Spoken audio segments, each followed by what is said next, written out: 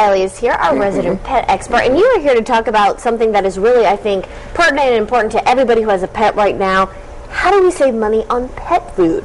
Well, pet food basically is a monster in terms of the pet food or the pet industry right now. I think it easily makes billions of dollars. So there's certain ways that people can take a look at pet food and decide which is the best type of pet food for their dog. And I went over to the pet food center and I wrote down a couple examples for us to take a look at.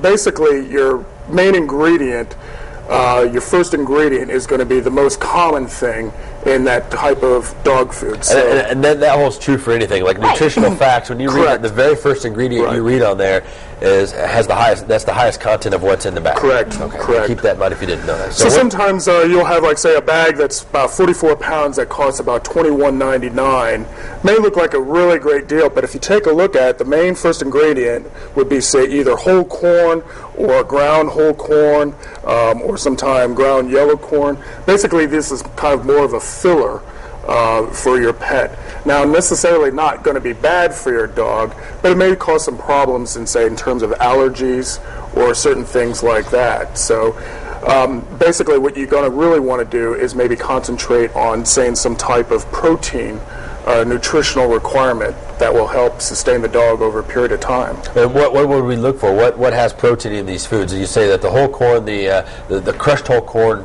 as the first ingredient may not be the best way to go. Right. What do you want to see as that first ingredient? Is there something that's better than others? I mean, you would say lamb or beef would be good. Lamb or beef, straight up lamb or beef. And straight up lamb or beef. The downside on that is going to be really costly.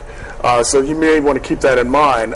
In fact, there's one bag that I took a look at that's about 6 pounds, but it's $16.99. Basically $17. But the main ingredients are beef, lamb, potato, eggs.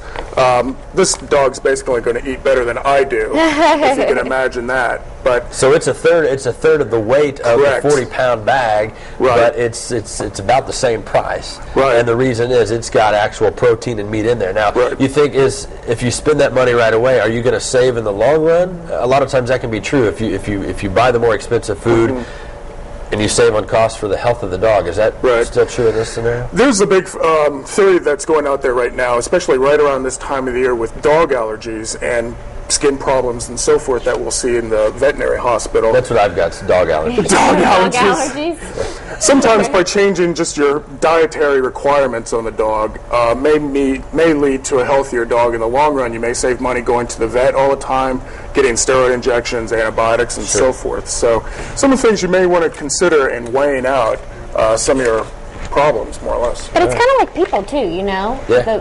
If you buy good food and that kind of stuff, it can save you on bills and things like that later on. So same holds true for pets. Correct.